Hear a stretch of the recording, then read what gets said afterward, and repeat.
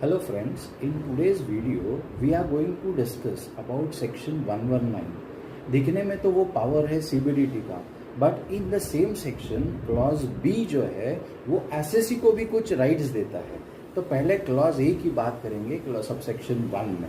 Subsection 1 कहता है कि अगर CBDT को कोई भी इंस्ट्रक्शंस, सर्क्यूलर्स, नोटिफिकेशन इशू करना है उनके IT अथॉरिटीज़ के लिए, तो वो 119 सबसेक्शन 1 के अंडर वो इशू कर सकते हैं. लेकिन उसमें रिस्ट्रिक्शंस क्या है? रिस्ट्रिक्शंस ये है कि वो कोई भी केस में स्पेसिफिकली कुछ भी डायरेक्शंस इशू नहीं कर सकते. और क्या खास बात है इस चीज़ की, तो एसएससी के ऊपर इसका बाइंडिंग नहीं है. It is not binded on any one else other than the IT authorities mention in section 116. तो ये हो गया आपका पहला सबसेक्शन 1. सबसेक्शन 1 में ए एक्सेप्शन भी हमने कवर कर दिया. बी कहता है कि CBDT को, that is board has power to consider the emergency or unforeseen circumstances in case of any application issued from any assessee.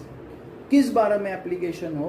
तो अगर ड्यू डेट निकल गई है और उसके बाद आपको कुछ अप्लाई करना है, in that context the CBDT can take a call of giving that leverage or relaxation of that particular due date under that respective section.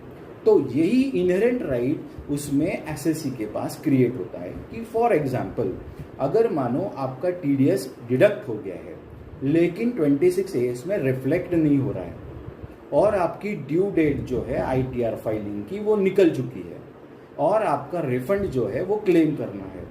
Due date होने के बाद आप बिलेटेड रिवाइज रिटर्न तक फाइल कर सकते हो.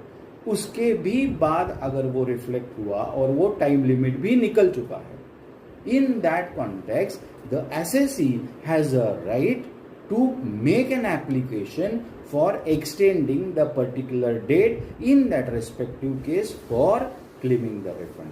Or CBDT has power without prejudice to consider this application. Thank you very much.